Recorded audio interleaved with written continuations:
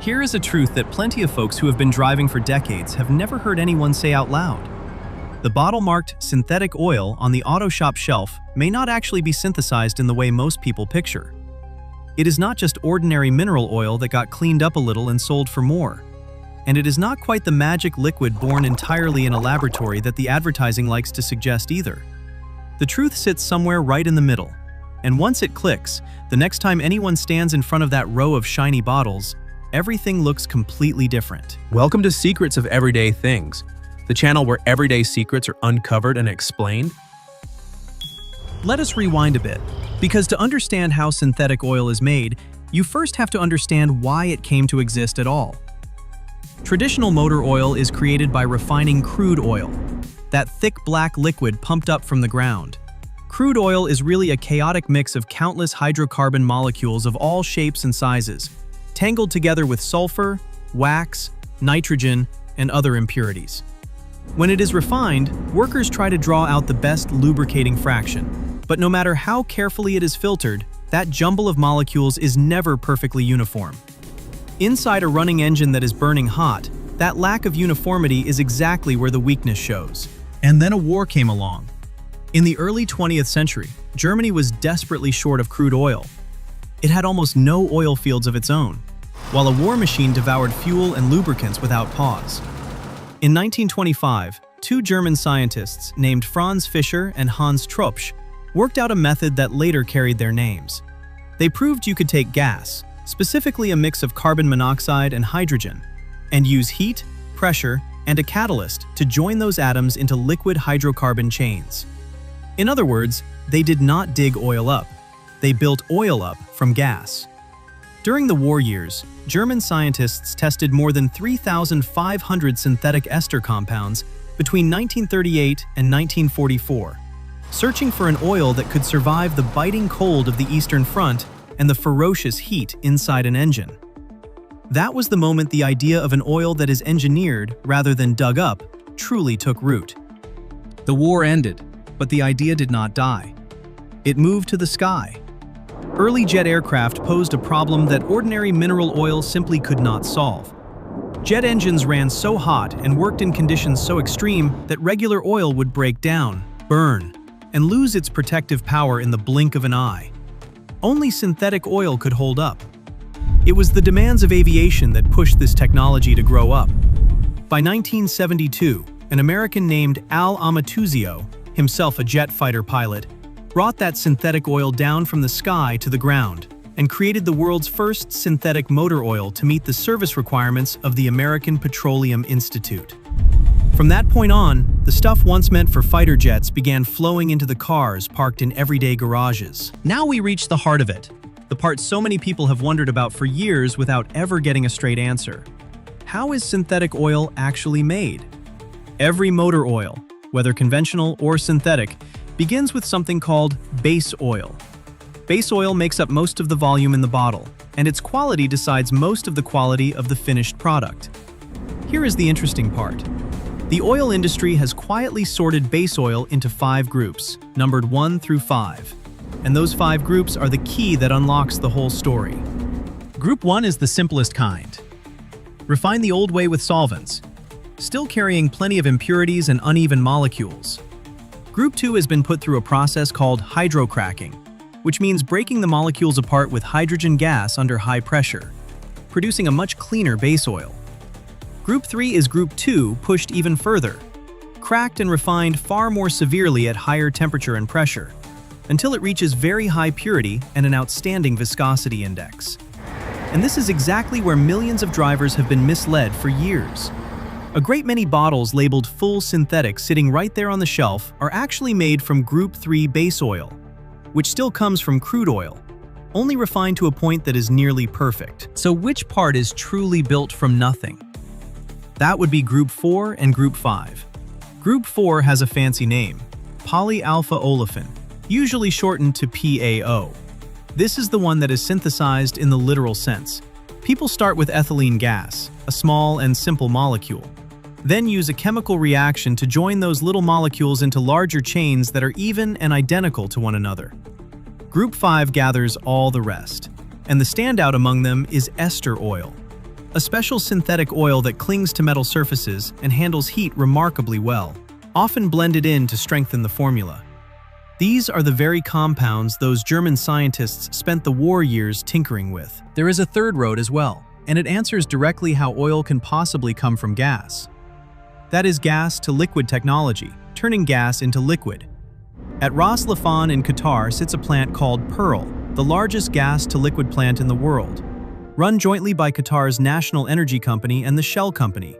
It began commercial operation in 2011 and reached full capacity in 2012. Each day it swallows roughly 1.6 billion cubic feet of natural gas and pours out around 140,000 barrels of liquid. Inside, that same old Fischer-Tropsch reaction is reborn at an enormous scale.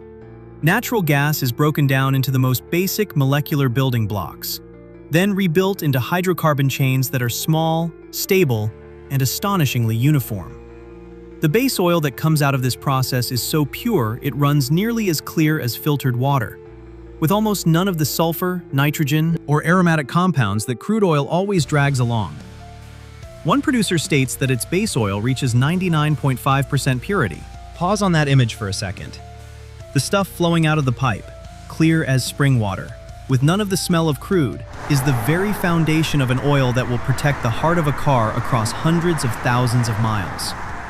For anyone who remembers pulling the dipstick on an old car back in the 70s or 80s and watching a ribbon of oil as black as molasses drip off the end, the contrast is almost impossible to believe. But base oil, no matter how pure, is still not enough. If you poured bare base oil into an engine, it would still be missing a great deal. What gives synthetic oil its real strength is the additive package blended into it. Additives are chemical compounds designed to give the oil special powers depending on what the engine needs. There are detergents that keep the internal parts clean and stop deposits from building up. There are antioxidants that keep the oil from breaking down when it meets oxygen and high heat. There are anti-wear agents, usually a zinc compound whose scientific name is zinc dialkyl dithiophosphate, forming an ultra-thin film over metal surfaces to protect them when two parts press hard against each other under heavy load. And there are viscosity modifiers, special polymers that keep the oil thin enough to flow on a freezing winter morning, yet stop it from thinning out when the engine climbs to hundreds of degrees. Taken together, these additives make up roughly 10 to 30% of what is in the bottle. That is the fine-tuning that turns a smooth base oil into a genuinely high-performance lubricant. When all of these pieces come together in a plant, the journey follows a clear order. First comes selecting the feedstock, usually natural gas or a carefully chosen fraction of crude oil, because that choice lays the foundation for all the quality to follow. Next comes the conversion step, using hydrocracking or gas-to-liquid synthesis to break the raw material into molecular building blocks and rebuild them into small, stable, even hydrocarbons. After that comes purification, stripping out every last trace of sulfur, nitrogen, and tiny bits of metal, leaving behind a crystal-clear base oil. Then comes blending, where the additive package is introduced with extreme precision so that every batch matches the exact specifications set for it. Finally, before it can be bottled, the oil has to prove itself. In the laboratory, its viscosity, stability, volatility, and endurance are measured under conditions that mimic the real harshness inside an actual engine. Only after it passes all of those strict tests does that oil get poured into the familiar bottles on the shelf. Now for a question many people wonder about but rarely hear answered honestly. If most synthetic oil on the shelf is really Group 3 base oil from crude, then why is it allowed to say synthetic? The answer lies in a real dispute back in 1999. Back then, the Mobil company challenged the Castrol company, arguing that Castrol should not call its Group 3 oil synthetic, because Mobil used PAO-Öl truly synthesized from ethylene. The matter went before an advertising review board in the United States, and the win leaned toward Castrol. The board ruled that Group 3 oil could indeed be called synthetic, because its molecular structure was the result of an intended chemical reaction.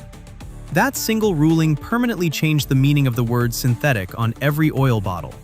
From then on, the word synthetic became a broad and somewhat loose idea. And that is why two bottles both marked full synthetic can be made in two very different ways inside. There is a detail that engineers know well but that rarely reaches the buyer. In the very base oil classification handbook of the American Petroleum Institute, the one the whole industry treats as its rulebook, there is no category anywhere called synthetic. That book sorts base oil into 5 groups purely by numbers measured in a laboratory, meaning the percentage of saturated molecules, the amount of sulfur, and a figure called the viscosity index that shows how well the oil holds its thickness as the temperature swings. Group 3 is defined simply as oil with saturates above 90%, sulfur below 0.03%, and a viscosity index above 120. That is all. Not one line says whether it counts as synthetic. The very word that millions of people argue over while standing at the shelf turns out to have never lived inside that industry's own technical rulebook. So where does the real difference sit, if not in the label? It sits in the numbers. True PAO oil can keep flowing at 85 degrees below 0 Fahrenheit, a cold that almost nowhere in America ever reaches, and it resists heat-driven breakdown far better in high-temperature testing, with a viscosity index that can climb from 125 to more than 200. Group 3 oil is good, but its performance curve usually does not stretch that far. That is the measurable proof that 2 bottles carrying the same word can still be 2 different things. And the part most worth thinking about is why that word lost its meaning at all. It did not lose it because anyone lied. It lost it because technology outran language. When hydrocracking improved to the point where crude oil could be turned into something that nearly matched oil built from gas, the old line between refined and synthesized blurred so far that a board had to sit down and rule on what a single word even meant. Language always arrives late, chasing after whatever people have just built. That does not mean Group 3 oil is bad. In fact, it is very good. Far cleaner and more stable than ordinary mineral oil, and more than capable of protecting a modern engine over oil change intervals much longer than in the old days. It simply is not built from nothing the way PAO or ester is. Understanding that difference is not about running down one bottle to praise another. It is about looking at that row of bottles with clearer eyes, knowing that the word on the label tells only part of the story, while the rest lives in the technical standards printed in small type on the back, such as the API service rating, the European ACEA standard, and the SAE viscosity grade. One more thing deserves to be said plainly, because honesty matters more than advertising. Synthetic oil is not immortal. Its base oil does not naturally spoil quickly, but the additive package inside runs down over time and over the miles rolled. The detergents get used up, the antioxidants weaken, and the oil slowly loses its coat of protection. That is why, no matter how good the oil is, it still has to be changed according to the recommendation in the vehicle owner's manual. Synthetic oil allows for longer intervals than the old days, but it does not erase the need to change the oil. As for whether it is fine to switch back and forth between conventional and synthetic, the honest answer is that switching generally causes no harm, as long as the viscosity grade the engine maker calls for is respected. So the next time anyone stands in front of that row of shiny oil bottles at the shop, the picture will look completely different. Inside that plastic is not simply crude oil cleaned up.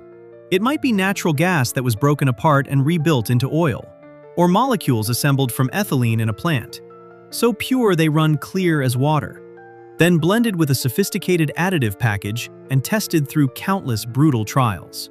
It is a liquid that was engineered, nearly molecule by molecule, and its story stretches from wartime laboratories in Europe, across the skies of jet aircraft, all the way to the very engine sitting quietly under the hood out there. And that is the real journey of how synthetic oil is made.